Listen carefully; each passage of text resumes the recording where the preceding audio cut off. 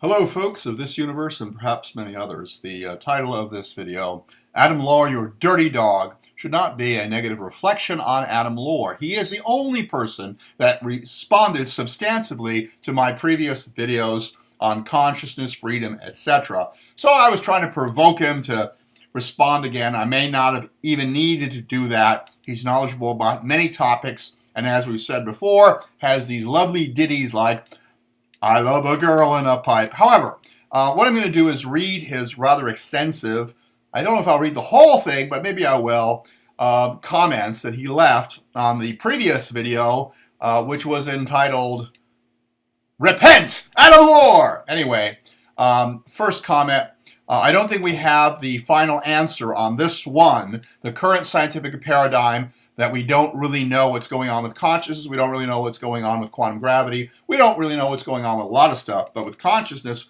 we're truly, truly lost. And that is a good argument for saying since we don't know shit, we really can't say whether we have freedom, free will, or if we're determined, or because it's acausal, there can't be any volition. So I'll certainly agree to that one. We have no freaking idea what's going on with that or with many other things.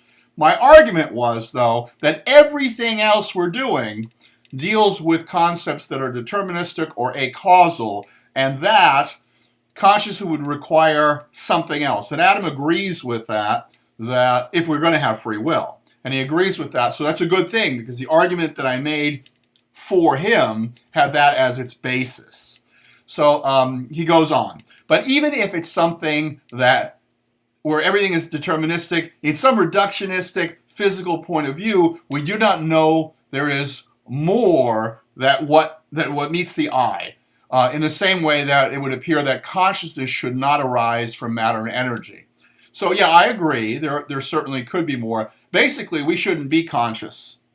We know we're conscious because we are conscious, but as far as how the universe works, we have no idea how it would possibly work within our current framework of the scientific paradigm. Okay, so let's continue this slightly more boring video because I'm reading and stuff like that. Okay, okay, but then he says this, which I don't agree with. He says that there is more than what meets the eye, in the same way that it would appear that consciousness should not arise from matter and energy, but we know firsthand it does. We do not know that. We do not know that consciousness arrives from matter and energy. We know we're conscious. What we don't know if there is such a thing as matter or energy. And furthermore, if there is, we don't know if consciousness derives from matter and energy. All of those are unproven suppositions. So I will take Adam to task on that and ask him to clarify that if he would. How the hell he comes to that conclusion doesn't seem logical to me. I love you, Adam. You're a great guy. You're the only person I can talk to about this. I feel very close to you. Okay. So at first it appears we have freedom. When you look closer, it looks like maybe we don't. But in the end, on some higher level, of course we do. Of course we do. Big problem with that word. No, no, no. You don't get to say of course without an explanation. Of course we do? No. No. Can you please explain why you use the word of course? A horse is a horse, of course, and no one can talk to a horse, of course, unless, of course, the horse is a famous Mr. Ed. Go right to the source and talk to the horse, and he'll say, fuck off. But the thing is that we know there's a Mr. Ed, we know there's a talking horse, because we've seen it on television, it must be true. But, of course, we do not know this, okay? That, in the end, we know, of course, that we have some freedom. No. By the way, Adam, what's your basis for this? Is it based on morality, ethics? Is it based on experience? Is it based on religion? Is it based on humanism? I mean, what's the basis of course we have this kind of freedom? Makes no sense to me. But then he says probably the same with free will. Well, same arguments. And then he said same with Big Bang. So Adam throws around a lot of scientific concepts. I don't think these other scientific concepts are terribly relevant to the issue, other than the fact that there are things we don't know about in science, and that's about it. And consciousness happens to be one of the biggest, one of the huge ones. Okay, but without defining any of these terms, there's no way to know whether we're talking about the same exact thing. Yes, defining these terms, as I mentioned in a previous video, would be useful to get a clearer way of discussing this exciting stuff. And then he goes on. I don't think that having rules automatically means that there is, by necessity, no choice or freedom. Yeah, I think if there are rules, it doesn't automatically mean those. But if those rules are deterministic or acausal, I think it does. And I think I made my point, and I haven't heard an argument against that. And what I did do is I made an argument for free will by saying the rule has to be something other than deterministic or acausal. And I explained how that might be possible when I talked about the nature of consciousness. And so, okay, that takes care of that, I hope. Okay, but I think from what you were saying that it is essentially a definitional consequence. Yeah, sort of. As far as definitional consequence, what we're talking about. Hey, curious one, are you not understanding any of this? Oh, okay. Why don't you stick around? Just stick around a little bit longer. Okay. Well, I'm sort of saying by our current standards and definitions of science, I don't think we can. I can say it's extremely improbable that there would be any freedom in our scientific systems. Of course, you have to change those definitions, loosen them up, or explore things that are undefined, and the universe certainly could include all these other things, and I expect to some extent it does. Okay. And then he goes on to say, I personally think that we are dealing with something else besides the deterministic and acausal things.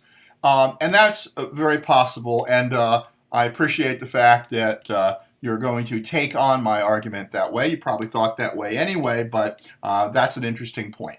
Okay, so that was the first comment, and there's two more, but one of them is small.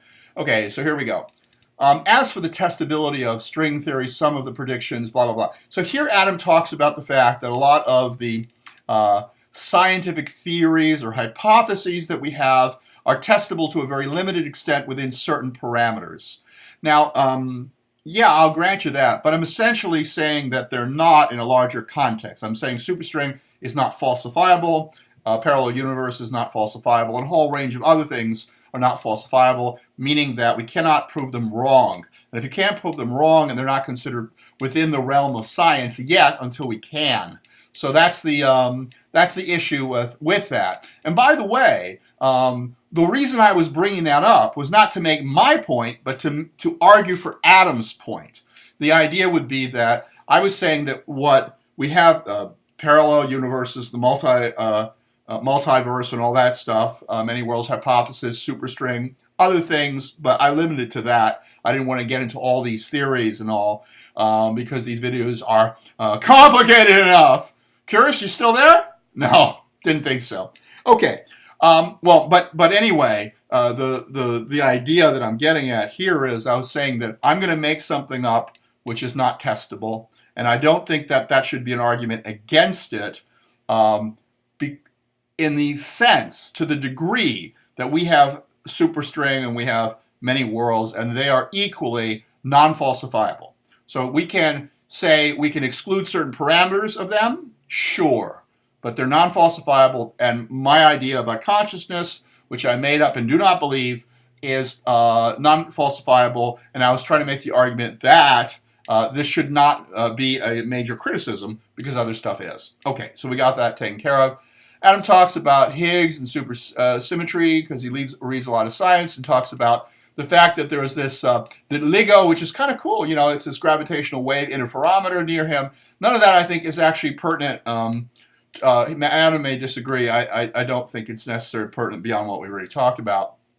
And let's see, yeah, Planck's constant, a bunch of science stuff that is kind of cool. But anyway, we're done with that then. And then finally, this is his final comment, clarification. And this is 2 hours ago from when I'm making this video. I said that we know firsthand that consciousness arises, oh wow, from energy and matter. This is what a criticism I just made of him.